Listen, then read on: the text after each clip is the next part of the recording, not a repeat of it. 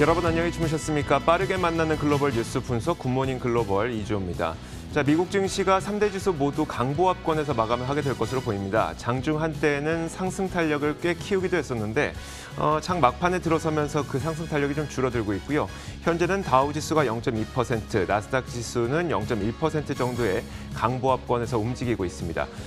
특별한 일이 발생하지만 않는다면 이 정도 수준, 강보합권 수준에서 마감이 될 것으로 보이는데, 자, 미국 증시가 그래도 오늘 오를 수 있었던 가장 큰 이유는 바로 구글 알파벳의 호실적 덕분이었습니다. 자, 어제 장이 마감된 이후에 구글의 실적이 발표가 됐는데 총 매출이 23%나 늘어날 정도로 굉장히 좋은 실적을 발표했죠. 이 좋은 실적 덕분에 시간의 거래에서부터 급등하기 시작해서 장중 내내 이런 급등세를 계속 연출을 했습니다. 이것이 시장 분위기를 가장 좋게 만들었고요. 또 ADP 민간 고용 지표가 발표가 됐는데 17만 4천 건 증가한 것으로 나타나서 시장이 예상했던 것에 비해서 훨씬 더 좋은 고용 지표가 발생을 했다는 점도 시장에는 긍정적이었습니다. 자, 이날은 또 게임스탑을 비롯한 그동안 이 개인 투자자들의 이 투기적 매매 거래가 있었던 종목들이 다시 올랐는데 그럼에도 불구하고 시장의 불안감은 커지진 않았습니다. 상승폭이 크지 않았을 뿐만 아니라 기존에 있었던 만큼 개인 투자자들의 쏠림 현상이 그렇게 크진 않았기 때문이었었는데요. 이것들도 역시 시장의 부담을 좀 완화시켜주는 요인으로 해석이 되기도 했던 것 같습니다. 자, 앞서 말씀드렸던 것처럼 상승 탄력은 좀 줄여가고 있지만 그래도 상승해서 상승으로 미국 시장은 마감을 하게 될 것으로 보이는데요. 지난 밤 사이에 어떤 일들이 있었는지 지금부터 하나씩 정리해드리도록 하겠습니다. 굿모닝 글로벌 바로 출발하겠습니다. 네, 뉴욕 증시 마감까지 약 3분 정도 남았는데요. 현재 시장 상황 체크해 보겠습니다. 엘라스 클로징 벨 나옵니다. 수요일 뉴욕 증시는 미국의 고용 지표와 양호한 기업 실적을 주시한 가운데 혼조 출발했는데요. 현재는 모두 상승한 채 움직이고 있습니다. 먼저 이 시각 지수 움직임 다우 지수부터 함께 확인하시죠. 다우 지수 장중에 상승 전환을 했지만 상승폭이 제한된 모습이죠. 현재는 0.23% 상승 가리키면서 3757선에서 거래를 지속하고 있습니다. 나스닥 지수의 상승폭은 조금 더 떨어진 모습입니다. 0.04% 강보합 수준에 머물러 있고요. 13,618선 가리키고 있습니다. S&P 500 지수는 오늘 6포인트가량 회복하면서 3,833선에서 현재 움직이고 있습니다. 그렇다면 오늘 시장에 주목한 이슈들 확인해 보겠습니다. 우선 레딧에서 출발된 개인 투자자 돌풍은 이제 어느 정도 잠잠해진 것 같습니다. 게임스탑을 비롯해 그동안 폭등했던 기업들은 이번 주에 상승분을 상당폭 반납했는데요. 이에 따라 시장 전반의 안정이 깨질 거라는 우려는 줄어든 상황입니다. 다만 이번 주 이미 과열주들이 진정 양상을 앞서 보이기 시작했었고 그러면서 주요 지수가 이틀간 큰 폭으로 상승했던 만큼 오늘 추가적인 강세는 제한된 모습이 되겠습니다. 한편 전일장 마감 직후에 알파벳과 아마존 등의 실적 발표도 있었죠. 시장 예상을 훌쩍 뛰어넘는 좋은 실적을 공개해 증시를 지탱하고 있습니다. 두 회사의 4분기 매출은 사상 최다치를 기록했는데요. 그러면서 알파벳의 주가는 개장 전 거래에서부터 7%나 급등하는 흐름이 나타났고요. 한편 아마존은 실적 공개 직후에 제프 베이조스 CEO가 오는 3분기에는 사퇴할 거라는 발표도 함께 내놨습니다. 그런 한편 투자자들은 이번 주에 발표될 고용지표에도 촉각을 곤두세우고 있습니다. 고용지표 역시 시장 예상보다 양호한 수준을 나타냈는데요. 1월에 민간 부문 고용은 17만 4천 명 증가를 기록했습니다. 이는 시장 전망치였던 5만 명 증가를 3배 이상 훌쩍 넘어선 수준이 되겠습니다. 때문에 고용시장 악화에 대한 우려는 줄여준 좋은 소식이 되겠고요. 이제 시장에서는 5일에 발표될 비농업 부문 고용지표를 주시할 예정입니다. 이외에 경제지표 한 가지 더 있었습니다. 1월 서비스업 PMI 지수가 발표됐는데요. 58.7을 기록하면서 월가 예상치였던 57을 상회하는 수준을 나타냈습니다. 또한 최근 2년 들어 최고 수준을 나타낸 것이 되겠습니다. 이렇게 뉴욕 증시 마감 직전 주요 이슈들 살펴봤습니다. 잠시 뒤 거래 마치고 다시 돌아오겠습니다.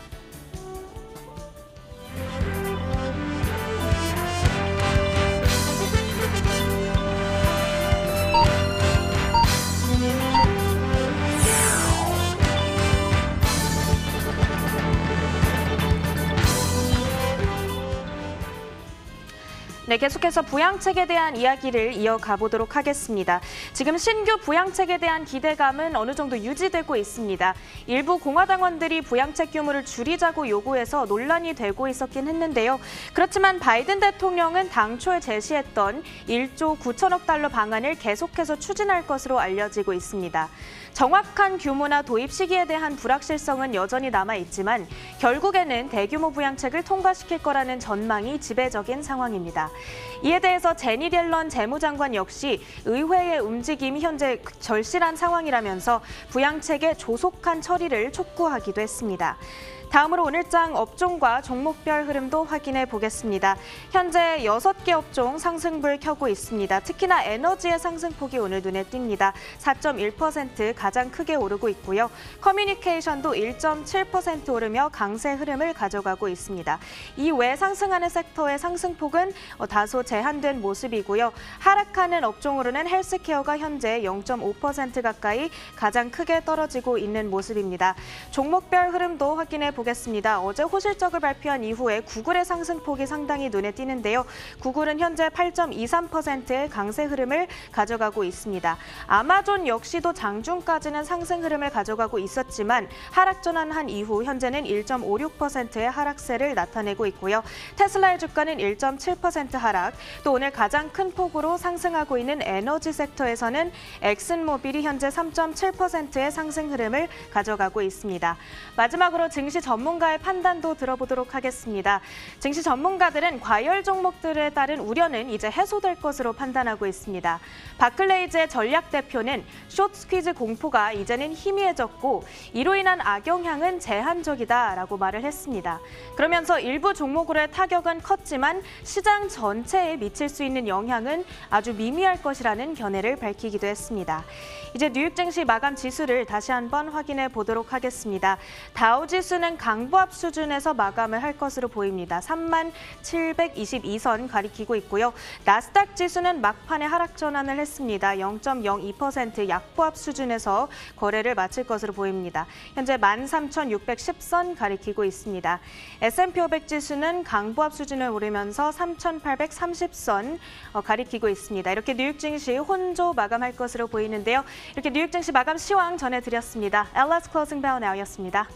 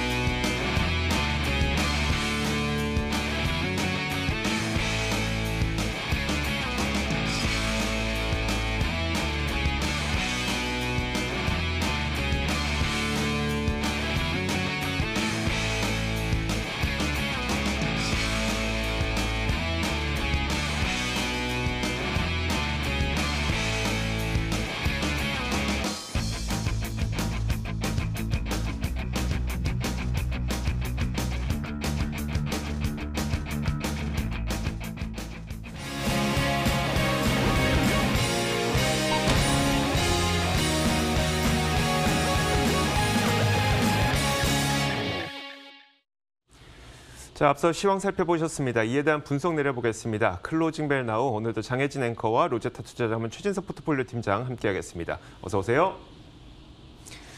자, 팀장님, 미국 시장이 혼조세라고 표현하는 게 낫겠어요. 장중에는 상승하기도 했지만 결국은 홍조 양상으로 마감됐으니까요.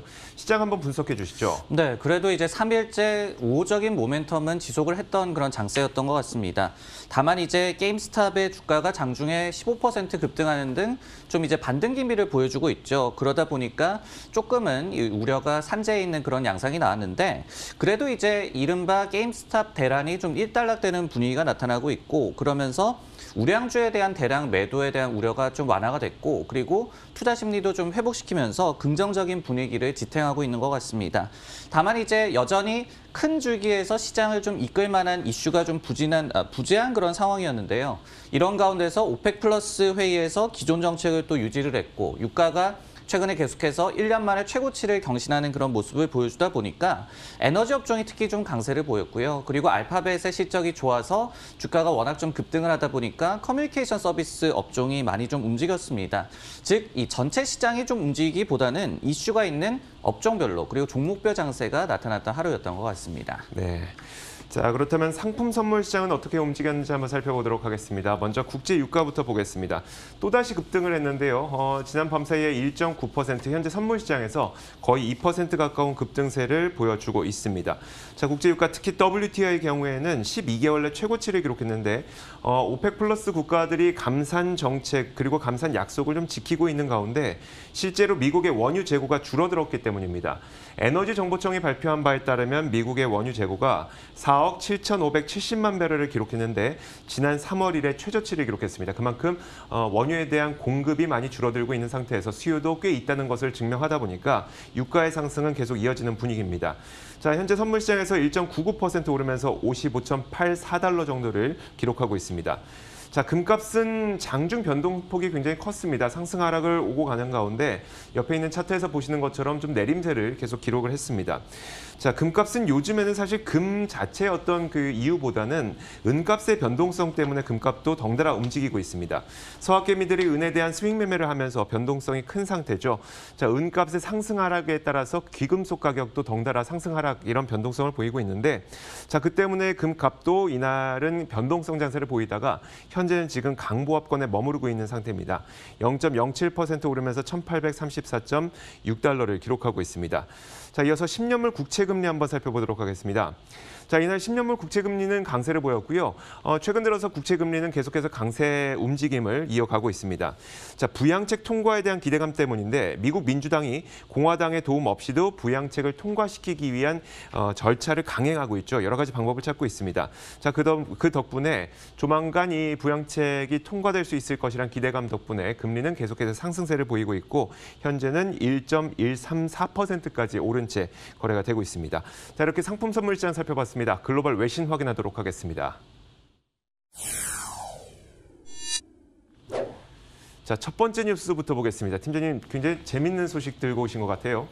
네, 지난 분기에 이제 미국에서의 차 판매가 회복세를 지속한 것으로 나타났습니다. 다만 이제 연간으로는 급감 추세를 막지 못한 것으로 나타났다고 하는데요.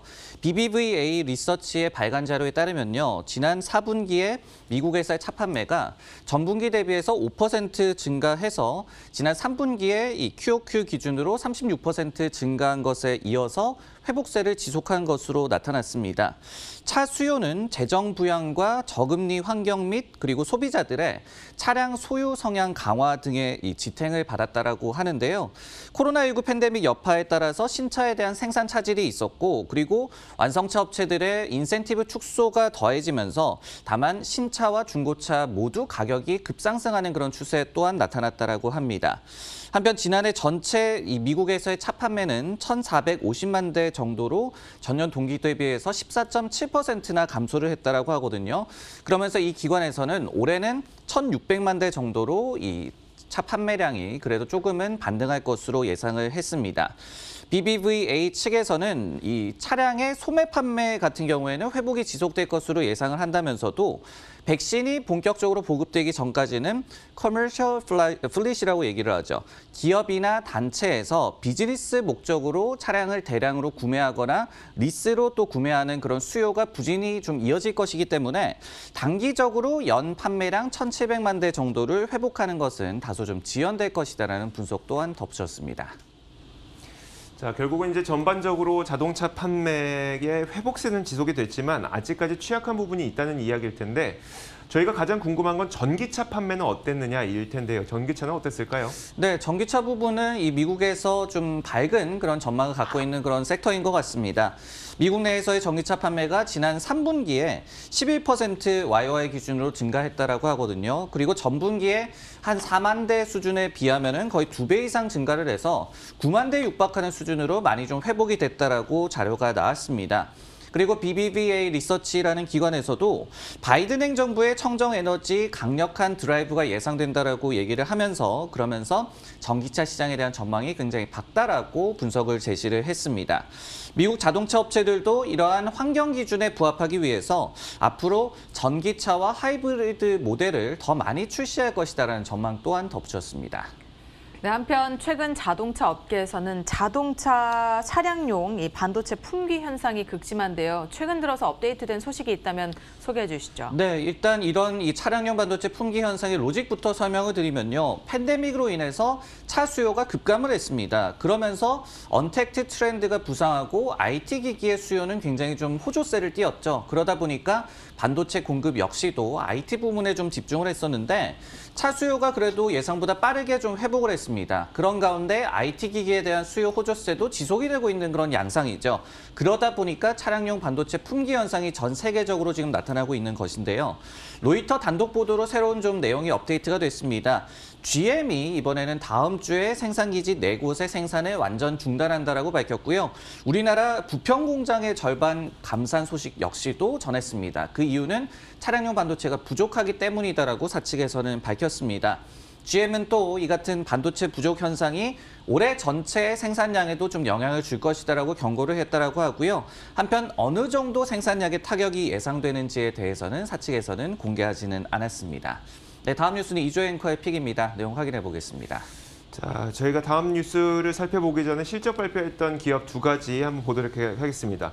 자, 장이 마감된 이후에 퀄컴과 쿼보가 둘 다 반도체 기업이죠. 지금 방금 얘기 나왔던 것처럼 반도체 기업들의 실적이 발표가 됐는데 자, 먼저 퀄컴부터 보겠습니다. 퀄컴의 주당 순이익은 시장 예상치를 소폭 상회하는 정도였습니다. 그런데 지금 시간을 거래해서 꽤 큰 급락이 나오고 있죠. 8% 정도의 급락이 나오고 있는데 아직 제가 딱히 어떤 왜 이렇게 급락하는지 시장이 일단 실적은 비트했기 때문에 나쁜 실적처럼 보이진 않지만 왜 이렇게 급락하고 있는지는 정확한 분석은 아직 나오고 있지 않은 상태여서 저희가 잠시 후에 또 기회가 돼서 또 분석을 또 전해드리도록 하겠습니다.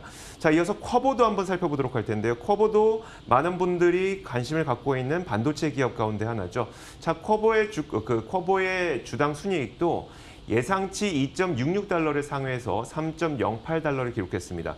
서프라이즈라고 볼 수도 있을 정도의 EPS 증가율이긴 하지만 그럼에도 불구하고 쿼보의 주가도 지금 크게 내리고 있어서요. 그 분석은 저희가 잠시 후에 좀 해드리도록 하겠습니다. 자, 제가 준비한 내용 바로 한번 살펴보도록 하죠. 자, 제가 준비한 내용은 바로 이건데요. 지난 밤 사이에 제임스 블러드 세인트루이스 연은 총재가 올해 미국 경제는 팬데믹이 완화되면서 강한 성장을 보일 것이다. 이런 긍정적인 전망을 내놨습니다. 지금 제목에서 보이시는 것처럼 very strong이라는 강한 이 성장을 강조를 했는데요. 그는 이날 올 상반기에는 팬데믹이 완화되어야만 하며 그러면 미국 경제가 강한 성장의 길을 갈 것이라고 말했습니다. 사람들이 이제 백신을 맞기 시작하면서 보건 위기의 악화가 한 달가량 빨라질 것이라고 설명을 했는데 실제로 현재 약 미국인 가운데 10%가량이 적어도 한 번의 접종은 마쳤고요. 신규 확진자 수는 급격히 떨어지고 있습니다. 자, 여기에다가 수조 달러의 재정 정책으로 미국 가정들은 이례적으로 높은 수준의 저축과 또 금융 자원을 확보하게 될 것이라고 설명을 했는데 그러면서 통화 정책과 재정 정책이 매우 공격적이었기 때문에 이를 기반으로 한 매크로 경제의 산출물도 상당히 기대 이상이 될 것이다. 이런 전망을 내놨습니다. 자, 고용시장에 대한 전망도 내놨는데요. 함께 살펴보도록 하죠. 자, 이 고용시장에 대해서는 현재 6.7%인 실업률이 4.8%까지 떨어질 것이라고 전망을 했습니다. 물론 팬데믹 이전 수준인 3.5%보다는 높은 수준이지만 2차 세계대전 당시 5.6%보다 낮은 수준이어서 생각보다 빠르게 고용시장도 회복될 것이라는 전망을 내놓은 건데 팀장님, 미국 경제가 강한 성장을 보일 것이라는 좀 반가운 소식을 제임스 블러드 연은 총재가 주신 건데요. 이걸 좀 어떻게 봐야 될지 궁금해요. 다른 연준 위원들도 동조하는 분위기인지도 궁금하고 혹시라도 이게 긴축이 조금 더 빨라질 수 있다는 시그널로 봐야 될지도 궁금하고요. 네, 최소한 최근에 어떤 좀 의견이 개진했던 연준 위원들의 의견을 좀 놓고 본다면은 대체로 미국 경제가 올해 좀 강력한 성장을 보일 것이다라는 기대감을 좀 갖고 있는 것 같습니다. 예를 들어서 라파엘 보스틱 애틀랜타 연방은행 총재 같은 경우에도 미국 경제가 예상보다 빠른 회복세를 나타낼 것이다라는 최근 발언을 전한 바가 있었습니다. 그리고 이제 로버트 카플란 댈러스 연은 총재 같은 경우에도 올해 미국 경제가 5% 성장할 것으로 예상을 했고요. 다만 이 같은 또 긍정적인 경기 전망과 무관하게 긴축에 대해서는 또 이 한 발 물러서는 연준위원들의 발언이 최근에 전해지기도 했습니다. 카플란 같은 경우에 테이퍼링 일정을 논의하기에 너무 이르다라는 발언을 전한 바가 있었고요. 그리고 에릭 로젠그램 보스턴 연방은행 총재 같은 경우에도 여전히 경제가 침체 상황에 놓여 있다라고 얘기를 하면서 경기 부양을 위해서 많은 좀 정책 노력을 기울여야 한다라고 얘기를 했거든요. 그렇기 때문에 물론 이제 모든 연준위원들의 모든 발언을 들여다볼 수는 없겠지만은 일단은 경기에 대해서는 조심스럽게 낙관하고 있는 반면에 갑작스런 긴축 가능성에 대해서는 조금은 낮게 보고 있는 연준위원들의 발언이 최근 전해지고 있습니다. 자, 이렇게 두 가지 이슈 살펴봤습니다. 나머지 세 번째 이슈는 장혜진 앵커가 꼽았는데 어떤 뉴스일까요? 네, 실적 시즌을 맞아서 지난해 4분기 실적들이 줄줄이 발표가 되고 있습니다. 조금 전에도 퀄컴과 포보의 실적을 확인하셨을 텐데요. 사실 어제는 이 구글의 모회사인 알파벳과 아마존 등의 시장 예상을 웃도는 놀라운 실적을 발표하면서 우리를 또 한 번 놀라게 했고, 이전에도 애플과 테슬라 등의 실적들이 대형주들 위주로 대체적으로 굉장히 좋았다라는 점을 다시 한번 확인을 시켜줬었습니다. 자, 마켓워치에서는 이와 관련해서 S&P 500 기업들의 실적 불황이 끝난 것이 아니냐라면서 지난 4분기에 발표된 주당 순이익 EPS가 성장세를 보였다라고 전했습니다. 자, 이는 지난해 분기 기준으로 봤을 때 처음 있는 일이었고요. 아시다시피 지난해에는 팬데믹을 겪으면서 많은 기업들이 예상하지 못한 막대한 피해를 입었었죠. 따라서 1, 2, 3분기의 실적이 그다지 좋지만은 않았습니다. 다행히 지난 4분기 성적표를 내놓은 많은 기업들이 월가의 기대치를 웃도는 좋은 기록들을 제시하고 있는데요. 다만 현재 시점에서 보면 아직까지는 45%가량이 기업 실적을 발표한 것이기 때문에 아직 절반 이상의 기업들의 결과를 살펴봐야 되긴 합니다. 하지만 지금까지는 팬데믹 이후 최고의 성적을 거두고 있다라는 평가들이 나오고 있습니다. 자, 팩트셋에 따르면 지난 S&P 500 기업들에 대한 YOY 기준 EPS 성장률 전망치는 0.2%를 기록할 것으로 예상되고 있습니다. 물론 플러스를 기록할 것으로 예상되고 있고요. 이는 기존에 우리가 마이너스로 예상했던 것보다는 훨씬 더 성장한 수준입니다. 11개 섹터 중 6개 섹터가 성장세를 보일 것으로 내다보고 있고요. 이는 분기가 시작되던 시점인 10월에 우리가 예상했던 성장률 마이너스 13% 그리고 10개 섹터 성장률 하락과 비교하면 상당히 발전한 수준이고, 심지어 지난달 중순에도 실적 발표 시즌이 시작했을 그 당시에 예상했던 마이너스 7% 성장률과 비교하더라도 굉장한 수준입니다. 역시나 실질적으로 가장 큰 성장을 보여준 업종은 기술주가 되겠고요. 에너지 섹터가 반면에 최악의 실적을 기록한 것으로 나타났습니다. 우리가 실적에 대해서 워낙 기대를 하지 않았기 때문일까요? 이 기업들에서 내놓은 실적들이 생각보다는 좋은 것으로 나타나고 있습니다. 지금까지 4분기 실적을 한번 평가해 본다면요? 네, 물론 애널리스트들의 전망치는 좀 보수적이기 마련입니다. 그렇기 때문에 실제로 이제 어닝 시즌이 시작이 되고 실적이 발표되기 시작을 하면은 예년 대비 이제 좀 이 컨센서스 대비하면은 그래도 성장률이 양호하게 나타나기 마련인데, 이런 점을 좀 감안을 하더라도 올해 같은 경우에는 통상적인 수준 대비해서도 더욱더 서프라이즈 폭이 더 가파르다, 이렇게 또 정리를 할 수가 있을 것 같습니다. 그리고 또 한 가지 특징적인 부분은 이처럼 2020년 4분기에 양호한 결과가 나오고 있을 뿐만이 아니라 2021년 1분기의 컨센서스도 좀 상향 추세를 보이고 있다는 점이 될 텐데요. EPS 전망치가 지금 분기 간에 3.4%나 상향 조정이 되면서 예년에 비해서 실적 전망치의 개선이 빠르게 이루어지고 있음을 저희가 또 알 수가 있습니다. 지난 분기 같은 경우에는 빅테크 기업들의 실적이 좋았음에도 불구하고 8, 9월에 워낙 좀 랠리를 펼치다 보니까 고점 부담이 있었고, 그러면서 주가 반응이 좀 미미하게 나타났던 바가 있었는데요. 이번에도 사실은 게임스탑 사태가 또 겹치면서 투자 심리 전반이 좀 위축이 됐고, 빅테크 기업들이 호실적에 비해서 조금 아쉬운 주가 반응이 나타나고 있습니다. 앞으로 이 양호한 주가 흐름으로 그래도 이어질 수가 있을지가 결국 어닝 시즌에 주가에 대한 좀 영향 측면에서는 성패가 좀 달려 있을 것 같습니다. 자, 이렇게 지난밤 사이 나왔던 여러 가지 글로벌 이슈 살펴봤습니다. 이어서 종목 뉴스 확인하겠습니다.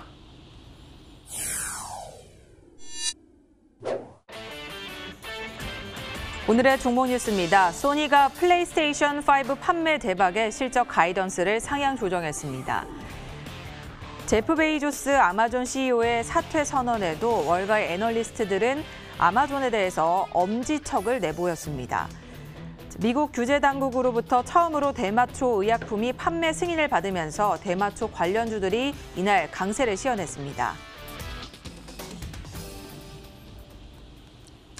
자, 오늘 중요한 기업들의 실적 발표가 오늘도 쏟아지고 있죠. 조금 전에 이제 페이팔이 나왔는데 페이팔 실적도 잠깐 한번 보도록 하겠습니다.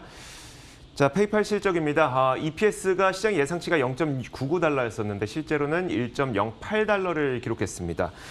총 매출을 보더라도 시장 기대치가 61억, 시장 기대치가 60억 8천만 달러였었는데 실제로는 61억 2천만 달러를 기록해서 매출과 이익 모두 시장 기대치를 웃도는 결과를 발표했고요. 혹시 페이팔의 주가가 준비가 됐으면 한번 보여주시면 좋을 것 같은데. 자, 저희가 나오는 대로 한번 살펴보도록 하겠습니다. 자, 일단 오늘 퀄컴이 실적을 발표했는데 퀄컴의 시간외 거래 주가가 크게 하락하고 있어서 팀장님 이게 이유를 뭐라고 봐야 될까요? 좀 의아한 반응이 나타나고 있다라고도 보여지는데요. 한 두 가지 정도로 간략하게 좀 요약을 할 수가 있을 것 같습니다. 첫 번째로는 지난 분기에 이제 이익 같은 경우에는 비트가 나왔는데 매출이 미스가 났습니다. 그러다 보니까 결국은 이제 연말에 어떤 IT 기기라든지 특히 이제 5G 스마트폰에 대한 수요가 이 기대만큼은 아니었다. 좀 높았던 기대치는 충족하지 못했다라는 해석이 나오고 있는 것 같고요. 그리고 두 번째로 당분기 가이던스로 퀄컴 측에서 매출 72에서 80억 달러를 제시를 했습니다. 근데 이게 물론 제가 지금 가이던스에 대한 컨센서스와 비교를 해보지는 못했어요. 하지만은 전 분기 대비해서 물론 이제 연말 시즌에서 비성수기로 가는 그런 길목이라고 하더라도 역시 이 부분에 대해서 기대감이 좀 상당히 많이 있는 그런 상황이기 때문에 전 분기 대비해서 매출이 좀 줄어들 것으로 예상한 그 가이던스에 어떻게 본다면은 좀 초기에 좀 실망스러운 반응이 나타나고 있는 것 같습니다. 워낙 기대치가 높아진 탓에 이제 주가의 하락이 나타났다는 그런 분석입니다. 자, 페이팔도 한번 시간의 거래를 볼 텐데 말씀을 드렸던 것처럼 예상을 약간 웃도는 그런 실적을 발표하다 보니까 페이팔의 시간의 거래 주가도 1.7% 정도 상승한 채 움직이고 있다는 점까지 챙기시면 좋을 것 같습니다. 자, 이제 종목 뉴스 본격적으로 보도록 하겠습니다. 첫 번째 종목 최진석 팀장이 소니를 골라주셨는데 어떤 뉴스가 있었을까요? 네, 이날 일본 소니의 미국에 상장된 주식의 이 주가가 12%나 급등을 했습니다. 최근 출시한 플레이스테이션 5 게이밍 콘솔 판매 대박에 가이던스를 상향했기 때문이었는데요. 소니는 작년 12월 결산 분기 영업이익이 3,592억 엔으로 20% YOY 기준으로 증가했다라고 발표를 했습니다. 그리고 매출 같은 경우에도 9% 증가한 2.7조 엔을 기록했다라고 발표를 했습니다. 소니는 그러면서 올해 이제 3월 결산 연도에 대한 이익 가이던스를 기존의 7천억 엔 대비해서 무려 34%나 상향 조정한 9,400억 엔으로 제시를 했습니다. 그러면서 사측에서는 지난 분기에 게이밍 부문 매출이 40%나 급증했다라고 밝혔는데요. 플레이스테이션 5 콘솔 및 소프트웨어 등이 실적의 급성장을 견인한 것으로 해석이 됐습니다. 소니는 참고로 지난해 11월 12일에 플레이스테이션 5, PS5를 출시를 했죠. 근데 12월까지 무려 450만 대 정도 팔려나간 것으로 집계가 되는데 이 같은 수치는 시장의 기대치에 대체로 좀 부합한 수준으로 역시 해석이 되고 있습니다. 플레이스테이션, 그러니까 소니의 플레이스테이션은 사실 마이크로소프트 엑스박스와 숙명의 라이벌 아니겠습니까? 나란히 신제품을 출시했는데 그 성적표는 어땠을까요? 네, 마이크로소프트도 지난 분기에 엑스박스 콘텐츠와 서비스 관련된 매출이 YOY 기준으로 40%나 급증을 했습니다. 즉 괜찮았다는 얘기가 되겠죠. 하지만 이번에도 둘을 좀 비교를 해놓고 본다면은 소니가 판정승을 거둔 것으로 일단은 해석이 되고 있는데요. 옴디아라는 기관에 따르면은 PS5 같은 경우에는 올해까지는 총 1,780만 대, 그리고 오는 2024년까지는 6,390만 대가 팔릴 것으로 예상이 되고 있습니다. 반면에 엑스박스는 올해 1,210만 대, 그리고 24년까지 4,180만 대 판매에 그칠 것으로 예상이 되고 있거든요. 다만 그래도 과거의 좀 사이클과는 좀 다른 점은 최근에는 이제 게이밍 콘솔 자체에 대한 수요가 굉장히 좀 전반적으로 양호하기 때문에 두 기업 중에 한 기업이 죽는다기보다는 이 두 기업 모두가 좀 수혜를 받을 가능성을 또 염두를 좀 해봐야 될 것 같습니다. 네. 소니의 게이밍 콘솔 판매 호조에 따른 수혜주도 있을 것 같은데요. 어떤 기업들이 해당이 될까요? 네, 일단은 게이밍 콘솔이 잘 팔리는 데 따른 수혜주를 대표적으로 꼽아보자면 AMD를 꼽아볼 수가 있을 것 같습니다. 소니의 PS5뿐만이 아니라 마이크로소프트의 엑스박스에도 동시에 반주문형 칩이라고 얘기를 하죠. 그 프로세서를 납품하고 있는 업체이기 때문인데요. 실제 이제 동사의 지난 분기 기업용 그리고 내장형과 합산되는 관련 부문의 매출이 YOY 기준 무려 176%나 급증을 하기도 했습니다. 그러면서 AMD 경영진 측에서는 지난 콘솔 교체 사이클 대비해서도 칩 판매가 더 빠르게 증가를 하고 있다. 즉 수요가 더 좋다라는 얘기가 되겠죠. 그러면서 올해 상반기 계절적으로 비성수기지만은 예년 대비해서는 양호한 관련 매출이 기대된다라는 코멘트 또한 전한 바가 있었습니다. 네, 다음 종목 뉴스는 이주의 앵커의 픽입니다. 내용 확인해 보겠습니다. 자, 어제 아마존 CEO가 바뀐다는 소식에 많은 분들이 약간은 좀 충격적이라는 반응을 보이기도 했습니다. 저도 제 댓글을 계속 보고 있는데 어떤 시청자분께서는 뭐 이제 아마존 팔아야 되나 이런 반응을 보이기도 했었고요. 또 어떤 분은 이제 아마존 안녕 뭐 이런 반응을 보이기도 했습니다. 하지만 이 아마존의 주가가 좀 하락하긴 했지만 이 CEO가 교체된다는 그리고 상징적인 제프 베조스가 CEO에서 사퇴한다는 그런 내용과는 다르게 하락폭이 그렇게 크진 않았었는데요. 실제로 월가의 애널리스트들은 어제 실적 발표를 한 이후에 엄지척을 보냈습니다. 그 내용을 한번 살펴보도록 하겠습니다. 일단 제프 베조스의 후임으로 결정된 앤디 제시는 아무것도 없는 상태에서 AWS, 즉 이 아마존 웹 서비스, 클라우드 컴퓨팅 서비스를 400억 달러의 매출을 창출하는 공룡으로 키운 장본인이죠. 누가 뭐래도 지금 아마존에게 가장 큰 신성장 동력은 AWS이기 때문에 이것을 잘하는 사람이 필요한데 그만큼 앞으로 아마존이 이 사람을 CEO로 올린다는 것은 그만큼 클라우드 컴퓨팅을 더욱 강화하겠다는 신호일 뿐만 아니라 앤디 제시가 실제 CEO가 된다면 클라우드 컴퓨팅 시장의 강자로 아마존이 변신하게 될 것이다 라는 기대감을 애널리스트들 사이에서는 있는 것입니다. 자, 제가 그 애널리스트들이 엄지척을 보냈다. 뭐 실제 제목에도 이렇게 되어 있는데요. 그냥 재미삼아 하는 얘기가 아니라 실제 그렇습니다. 제가 표를 한 가지 보여드릴 텐데 이 표에 뭐 글씨가 작아서 잘 안 보이시겠지만 글씨가 다 중요한 건 아니고요. 이 표가 바로 어제 실적 발표한 이후에 목표가를 상향한 증권사의 개수입니다. 18개 증권사가 일제히 목표가를 상향을 했고요. 그 가운데 눈에 띄는 것이 바로 서스퀘아나인데 서스퀘아나는 기존에도 뭐 아마존의 목표가가 굉장히 높았습니다. 4,000달러였지만 이것을 한 단계 더 높여서 5,200달러까지 제시를 하기도 했습니다. 스트리트 하이 5,200달러의 목표가가 제시됐다는 점까지 알고 계시면 좋을 것 같습니다. 자, 이처럼 실적을 발표하자마자 모든 증권사에서 목표 주가를 올릴 만큼 엄지척의 그 어떤 굉장히 좋은 신호를 보냈는데 팀장님, 아마존의 서프라이즈 실적과 또 이 경영자 교체에 대해서 월가에서 어떻게 좋게 보고 있는 걸까요? 네, 일단은 목표 주가가 일제히 좀 올랐다는 점에서 볼 수가 있듯이 이 4분기 실적은 워낙 또 좋았기 때문에 평가 역시도 대체로 좀 우호적으로 나왔다는 말씀을 드리고 싶습니다.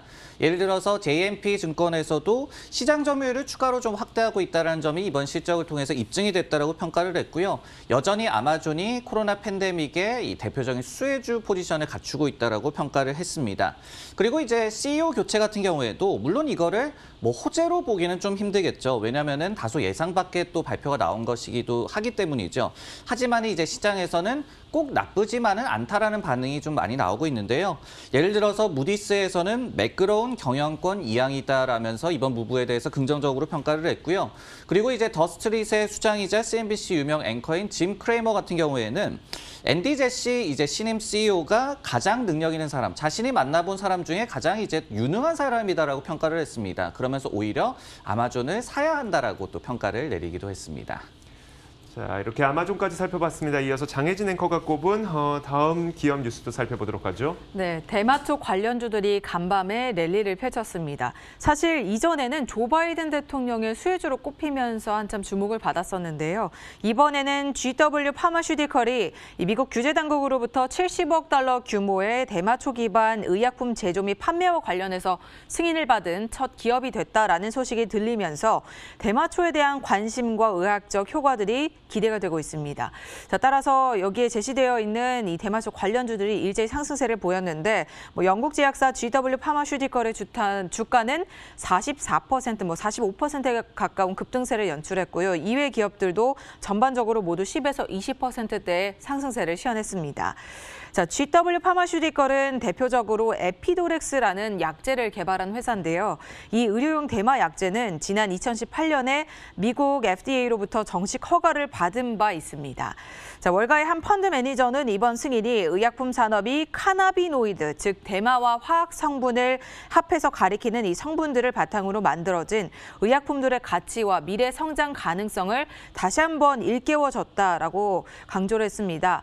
월가에서도 향후 이 대마초 산업은 기존의 전통적인 사고방식이나 틀 안에서 벗어나서 계속해서 진화해 나갈 것이라며 업계에 대한 긍정적인 분석을 내놓고 있는데요. 최근 들어서 대마초 업계에 대한 분석을 또 한번 들어봐야 될 것 같습니다. 어떤 변화들이 있었을까요? 네, 일단은 규제 완화와 관련한 기대감이 좀 상당히 많은 것 같습니다. 그렇기 때문에 주가도 많이 좀 움직이고 있는 것 같은데요. 이 소식 외에도 앞서서 척슈머 상원 원내대표가 전국적인 합법화 의지를 또 천명한 바가 있어서 호재로 작용한 바가 있었습니다. 여기에 대해서 이제 크레이그 헬럽이라는 이 IB에서도 마리아나 합법화가 될 경우에 관련주의 3배 업사이드를 가능케 할 것이다라는 분석을 제시한 바가 있었는데요. 이 IB 측에서는 이번 규제 완화가 예상보다 더 빠르고 그리고 과거보다 더 포괄적으로 이뤄질 것이다라면서 높은 기대감을 표명하기도 했습니다. 자, 이렇게 저희가 다양한 이슈와 더불어서 종목 뉴스까지 살펴봤습니다. 지금까지 장혜진 앵커와 로제타 투자자문 최진석 포트폴리오 팀장 함께했습니다. 수고하셨습니다.